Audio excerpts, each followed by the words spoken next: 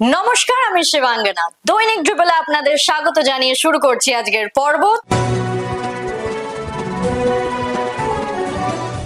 চলে আসি বিস্তারিত খবরে।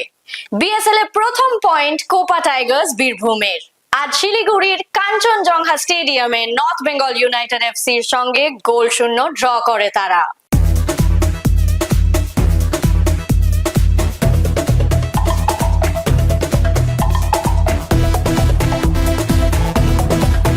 Bengal Super League, special partner Sensodyne and KitKat.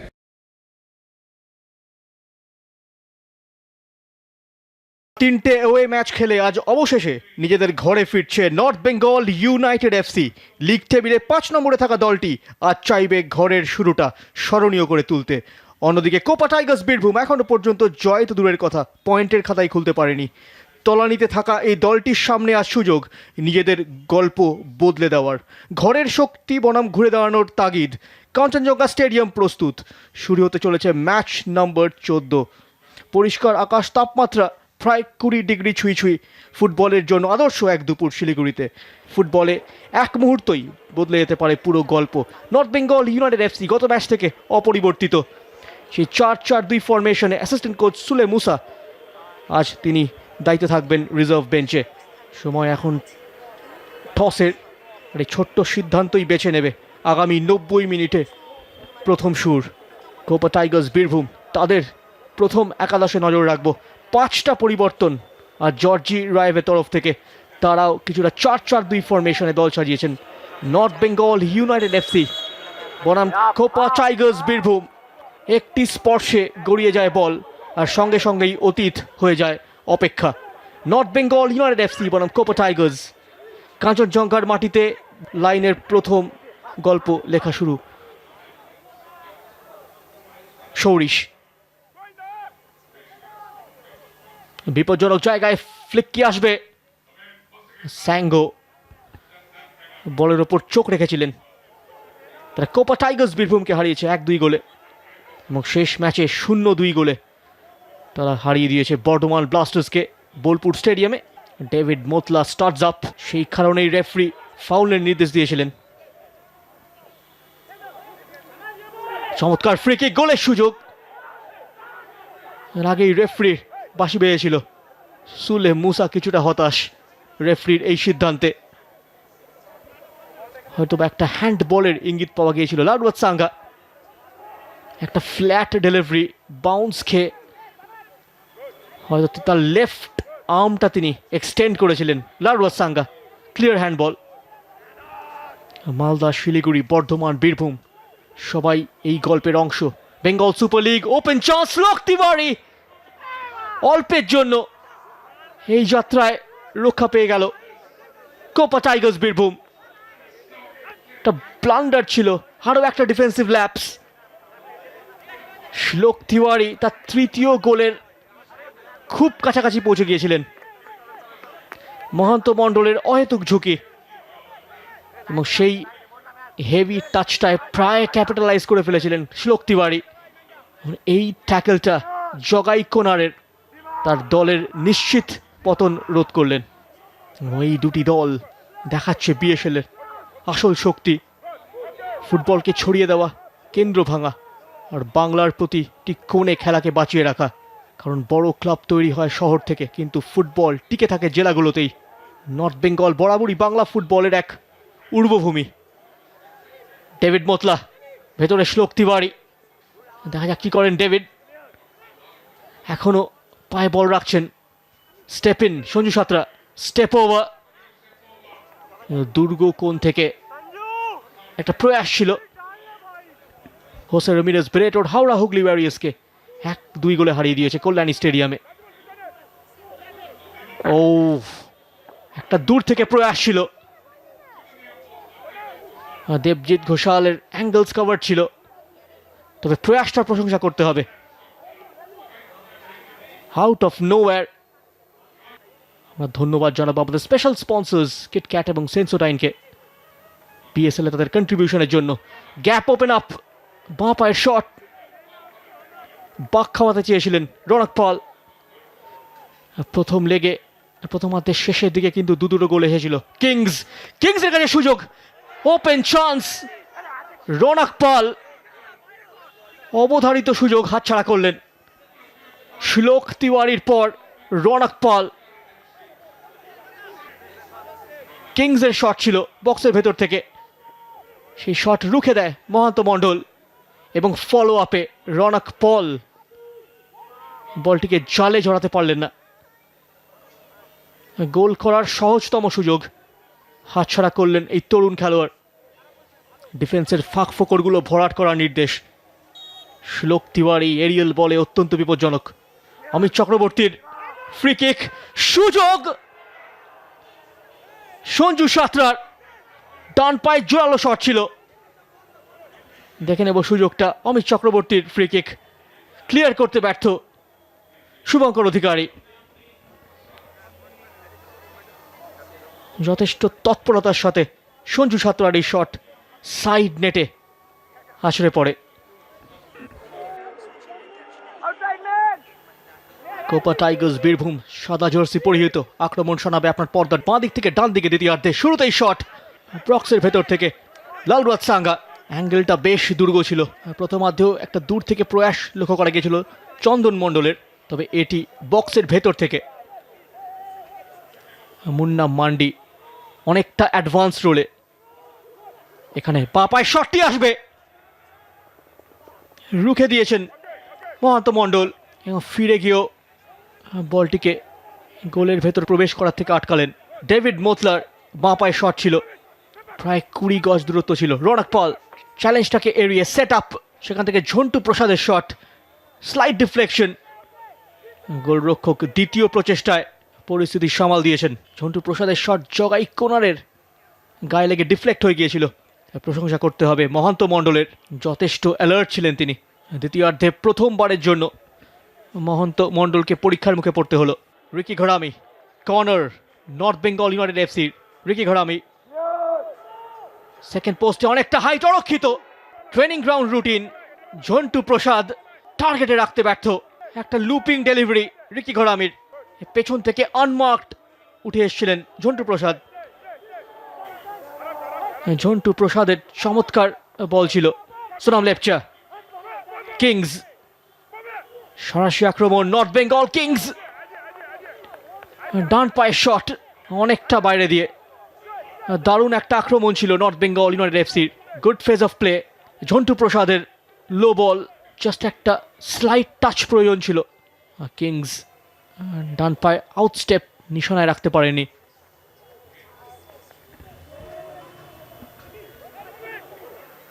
সঠিক সিদ্ধান্ত রেফারির। ইনসুইঙ্গা, বিপজ্জনক বল ঝন্টু প্রসাদ। তপন হালদার, লক্ষ্য কমরান টুসনভ। দ্বিতীয়ার্ধের সেরা সুযোগ কোপা টাইগার্স বীরভূম, তাদের সেই স্টার অ্যাটাকার কমরান টুসনভ, তার হেডার সরাসরি চলে যায় গোলরক্ষকের হাতে। তপন হালদারের ডান প্রান্ত থেকে একটা মাপা ক্রস ছিল, কিছুটা তাকে রিচ করতে হয়, খানিকটা অ্যাওয়ে ছিল, তবে পৌঁছে গিয়েছিলেন, বলটাকে কানেক্ট করতে সক্ষম। ফলপ্রসূ হয়নি। বলতে বলতেই মরশুমের প্রথম 0-0 draw north Bengal United FC আর কোপা টাইগার্স বীরভূমের মধ্যে খেলাটি গোল শূন্য শেষ হলো। Full time score line Siliguri Kanchenjunga স্টেডিয়ামে north Bengal United FC 0, Copa Tigers Birbhum 0।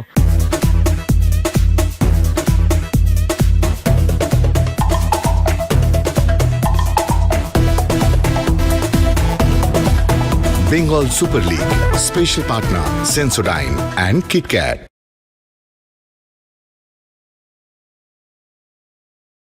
BSL একটা ভালো উদ্যোগ, ফুটবলার ও কোচেদের কাছে নিজেদের প্রমাণ করার একটা সুযোগ, এমনটাই মনে করছেন প্রাক্তন ফুটবলার রহিম নবী। কি বলছেন তিনি, শুনে নেব একবার। বিএসএল এর ম্যাচগুলো কেমন লাগছে যদি একটু বলেন। ভালো, খেলা খুব ভালো হচ্ছে, প্রত্যেকটা ম্যাচ ফাস্ট হচ্ছে। আমি দেখছিলাম আজকে যেরকম হাওড়া হুগলি এবং সুন্দরবনের যে খেলা দেখলাম, খেলা কিন্তু যথেষ্ট ভালো হয়েছে। এক গোলে হয়তো প্রথমে হারছিল সুন্দরবন, সেখান থেকে হাওড়াকে আবার 2-1 করে ম্যাচটা বের করে নিল। কারণ যথেষ্ট ভালো ফুটবল, মানে ফার্স্ট খেলা হচ্ছে, দেখে ভালো লাগছে খেলা দেখে। এবং প্লেয়াররা এই যে অপরচুনিটি পাচ্ছে, এটা আমার মনে হয় প্লেয়ারদের জন্য অনেক ভালো, এবং যে সমস্ত কোচ যারা আপকামিং কোচ, যেরকম মেহতাব আছে আমি দেখলাম সুন্দরবনে, সুভাশিস, অসীম, অপরদিকে যদি আমরা দেখি হাওড়া হুগলি ব্যারেটেও, এরা যে প্ল্যাটফর্মটা পাচ্ছে এটা মনে হয় আপকামিং মানে ওদের জন্য খুব ভালো, মানে ভবিষ্যতে ওদের কাজে লাগবে। এবং যে সমস্ত প্লেয়াররা আজকে চান্স পাচ্ছে বা খেলছে এরকম একটা লিগ, আমার ফ্লাড লাইটে খেলা হচ্ছে নৈহাটি মাঠে, কল্যাণী মাঠে, তো আমার মনে হয় এটা ভালো উদ্যোগ আমার মনে হয়। দু টিমের কোচই তোমার সতীর্থ বন্ধু, তো কোন টিমকে তুমি এগিয়ে রাখবে? দেখো এগিয়ে তেমন কিছু নেই, দুজনাই একইভাবে শুরু করেছিল, 6 পয়েন্টে দুজনাই দুটো ম্যাচ জিতেছি, এটা তৃতীয় ম্যাচ ছিল, যেরকম আজকে মেহতাবরা জিতে গেল 3 ম্যাচে 9 পয়েন্ট, ভালো জায়গায় চলে গেল। কিন্তু ফুটবল যদি দেখো তুমি, ভালো ফুটবল কিন্তু ওরা সেকেন্ড হাফ এবং ফার্স্ট হাফে ভালো খেলছিল, হাওড়া হুগলি হয়তো তারা গোল করতে পারেনি বা সেই জায়গায় পৌঁছতে পারেনি, সেখান থেকে মেহতাবরা 3 পয়েন্ট নিয়ে বেরিয়ে গেছে, এটাই ফুটবল। কোনো প্লেয়ার কি তোমার নজর কাড়লো? তেমন কিছু না, ভালো খেলছিল দুটো টিমে, ভালো লাগলো।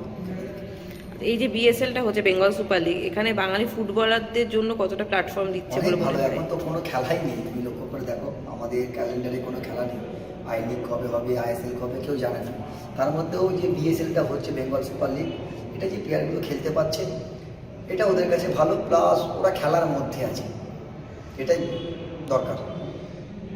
নার্সারি ডিভিশনের ফুটবলারদের সঠিক বয়স নির্ধারণের জন্য মেডিকেল ক্যাম্পের উদ্যোগ আইএফএর। সিআরএ তাঁবুতে চলছে এই ক্যাম্প। এই উদ্যোগ নিয়ে কি বলছেন চিকিৎসকরা, ক্লাব কর্তারাই বা কি বলছেন, আসুন দেখে নিন।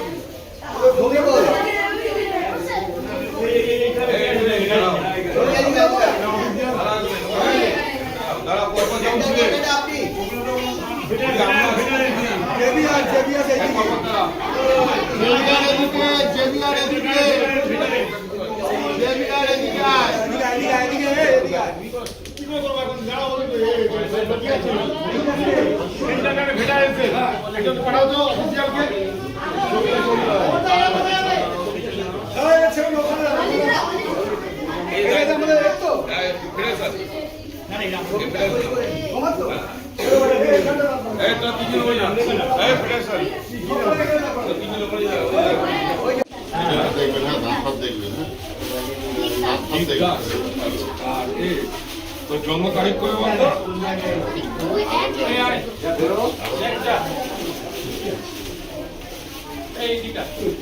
অর্জন করে গেল রে,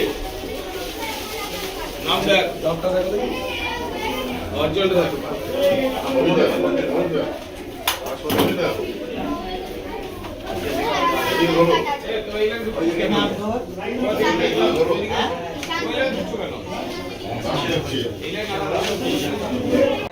স্ক্রিনিং আমাদের চলছে আইএফএ পরিচালিত বিভিন্ন বয়স ভিত্তিক টুর্নামেন্টগুলোতে খেলা হয়, তাদের বাচ্চারা তো পার্টিসিপেট করে, অনেক সময় দেখা যায় যে বয়স বেশি হয়ে গেলে ভবিষ্যতে বিভিন্ন রকমের প্রবলেম অ্যারাইজ করে, তাই জন্য আমরা খুব ভালোভাবে আমরা ডাক্তাররা ভালোভাবে স্ক্রিনিং করছি, এবং যেখানে মনে হচ্ছে সন্দেহের অবকাশ আছে আমরা বিভিন্ন রকম পদ্ধতি যেগুলো আছে বয়স ডিটারমিন করা সেগুলোকে আমরা করে নিচ্ছি, বাকি সুন্দরভাবে চলছে, এবং ভবিষ্যতে মানে যাতে আর কোনো রকম এই ধরনের কোনো প্রবলেম অ্যারাইজ না করে রিগার্ডিং দিস ইস্যু, সেভাবে আমরা স্ক্রিনিং করে যাচ্ছি।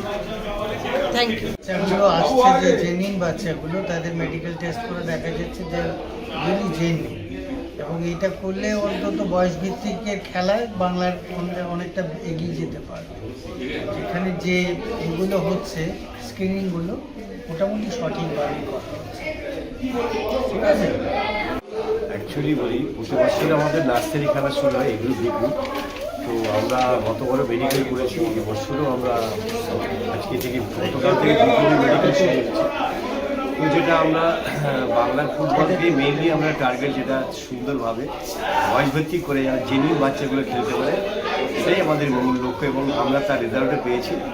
আমরা আগামী দিনে বাংলার ফুটবল যাতে ভারতবর্ষে একটা রূপরেখা একটা জায়গায় যায়, এবং প্রকৃত অর্থে যে সমস্ত বয়সের যারা নিরিখে যারা জেনুইন ছেলে তারাই যেন খেলতে পারে, এটাই হচ্ছে আমাদের ইন্ডিয়ান ফুটবল অ্যাসোসিয়েশন টার্গেট, এবং সেটাতে গতবার আমরা অন্তত 80% সাকসেস হয়েছি, এবছর আমরা দেখতে পাচ্ছি 100% বয়সের ছেলেরাই এসছে এবং জেনুইন ছেলেরা গতকাল থেকে আজকে পরীক্ষা দিতে এসছে এবং তারা প্রত্যেকেই মোটামুটি পাস।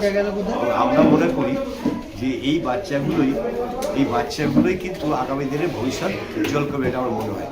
এবং আমার মনে হয় যেভাবে আমরা টেস্টটা করছি এবং ডাক্তারবাবুরা যেভাবে এসছেন সহযোগিতা করছেন এবং প্রত্যেকের আন্তরিকতায় দিয়ে এবং ছেলে মেয়েদের এই যে পরীক্ষার ব্যাপারটা যেটা সবাইকে দেখছি পাস করছেন এবং আমরাও খুব হ্যাপি এবং টেস্ট করে আমরাও খুব স্যাটিসফাইড যে আইএফের একজন অফিসিয়াল হয়ে আইএফের একজন আমাকে যে দায়িত্ব দিয়েছেন আমি একজন আইএফের কর্মী মনে করি, মানে একজন দায়িত্বপাল ব্যক্তি হিসেবে আমাকে এই দায়িত্বটা করতে পেরে আমি নিজেও খুশি এবং চাই যে এটা সুস্থভাবে হোক, আগামী দিনে আইএফএ যাতে এই বাচ্চাগুলো সুস্থভাবে খেলতে পারে সেটা হচ্ছে মেন। নার্সারি ডিভিশনে মেডিকেল চলছে, তো আইএফের এই উদ্যোগটা নিয়ে কি বলবেন? আইএফের এই উদ্যোগটা মানে অবশ্যই প্রশংসনীয়, যাতে এই লিগটা আরও ব্যাপকভাবে প্রসারিত হয় সেইটা দৃষ্টি দেওয়া দরকার এবং বিশেষ করে ইনফ্রাস্ট্রাকচারের বিষয়টা আরও বেশি জোর দেওয়া দরকার। আর একটা বিষয় হচ্ছে যে মেডিকেলটা আরও মানে ভালোভাবে করা উচিত, কারণ নার্সারি লিগ 2014-15 বি ডিভিশনে যারা খেলবে, ফলে সেই এজটা যাতে কোনোভাবে ফ্রডিং না হয় সেটা দৃষ্টি দেওয়া দরকার। ফলে আমরা মনে করি আমরা সেন্ট্রাল ক্যালকাটা ভেটারান স্পোর্টস ক্লাবের এতে আমরা এসেছি, আমরা জেনুইনলি সমস্ত বাচ্চাদের নিজেরা চেকিং করেই আমরা নিয়ে এসেছি। ফলে আমরা আশা করব যে অন্যান্য ক্লাব সেই দিকটা নজর রাখবে, কারণ যেহেতু এটা নার্সারি ডিভিশনের খেলা, এখানে কোনো ফ্রডিং করা যায় না। গ্রাসরুটে যদি ডেভেলপমেন্ট করতে হয় তাহলে এই যদি এজ ফ্রডিং চলে তাহলে কিন্তু গ্রাসরুটের ডেভেলপমেন্ট হবে না। ফলে এইটা ভীষণভাবে গুরুত্ব দেওয়া উচিত, আশা করব আইএফএ এই বিষয়টা গুরুত্ব দেবে। চলে আসি পরের খবরে। অনূর্ধ্ব 15 ও 17 বেঙ্গল ফিউচার চ্যাম্পস মহিলা দলের অনুশীলনে উপস্থিত হলেন ভারতীয় মহিলা দলের কোচ ক্রিসপিন ছেত্রী। ফুটবলারদের শুভেচ্ছা জানানোর পাশাপাশি দেখা হলো সতীর্থ লাল কোমল ভৌমিকের সঙ্গে। আলাপচারিতায় মেতে উঠতে দেখা গেল তাদের। एक दूसरे को हेल्प करना है, ठीक है। जो सर मैम लोग को है सुनने का कोशिश करो, वो लोग का जाकर क्वेश्चन करो कि मैम मेरे क्या गलती है क्या नहीं। जब तक आपको क्वेश्चन नहीं करेगा, इंटरेक्ट नहीं करेगा, वो कुछ नहीं कर सकता। तो टू हेल्प योरसेल्फ, आप लोगों को हेल्प के लिए आप लोग को जाकर हेल्प मांगना है, ठीक। ये एक्सपीरियंस आप इधर में लेकर कैलकुलेट कोचिंग डालो, share with your other friends. Top level में क्या होता है, क्योंकि नॉलेज जो मिला है उसको शेयर करना है, ठीक है ना। तो you do that also and all of you all the very best. ये इतना अच्छा स्पोर्ट्स है ना, इससे दिल से प्यार करना और सिंसियर रहना, आपको ज़रूर फल मिल जाएगा, ठीक है। And wishing you all the very best. हम लोग का विलेज में तो ना अभी ना नॉर्मल से वेटरन फुटबॉल ज़्यादा होता है, तो कभी कोई जाने से लेकिन कि वो लोग बड़ा से अच्छा फुटबॉल में बट नहीं तो हम लोग तो कभी कभी एग्जीबिशन मैच होता है वही खेलता है, 7 साइड 9 साइड ऐसा ना। हम लोग उधर वो भी इधर भी अभी स्टार्ट हो गया, अब 40 हो रहा है। আগামীকালের খেলা বিএসএল অরবিন্দ স্টেডিয়াম দুপুর 1টা। এফসি মেদিনীপুর বনাম Sundarban Bengal auto FC. Football quiz মগজাস্ত্রের। প্রথমেই দেখে নি গতকালের প্রশ্নের সঠিক উত্তর। গতকালের প্রশ্নের সঠিক উত্তর হলো ফ্রেড প্যাক্সেলে। এই প্রশ্নের সঠিক উত্তর দিয়েছেন ফেসবুক পেজে পঞ্চানন দত্ত ও ইউটিউবে সুতীর্থ বন্দ্যোপাধ্যায়। আপনাদের অনেক অনেক ধন্যবাদ। চলে আসি আজকের প্রশ্নে। ভারতীয় ফুটবলের এক কিংবদন্তি ফুটবলার গোষ্ঠ পাল, যিনি চাইনিজ ওয়াল নামে খ্যাত। আজকের প্রশ্ন, গোষ্ঠ পাল কোন বছরে মোহনবাগানে যোগ দেন? যদি উত্তর জানা থাকে অবশ্যই লিখে ফেলুন কমেন্ট বক্সে। আজকের ভিডিও যদি আপনাদের ভালো লেগে থাকে তাহলে অনেক অনেক শেয়ার করুন এবং আমাদের ফেসবুক পেজটিকে ফলো করুন। বাংলা ফুটবলের আরো অনেক খবরাখবর জানতে আমাদের ইউটিউব চ্যানেলটিকে সাবস্ক্রাইব করুন এবং বেল আইকনটি প্রেস করে দিন। আজ এই অবধি, আবার দেখা হবে আগামী পর্বে। শুভরাত্রি।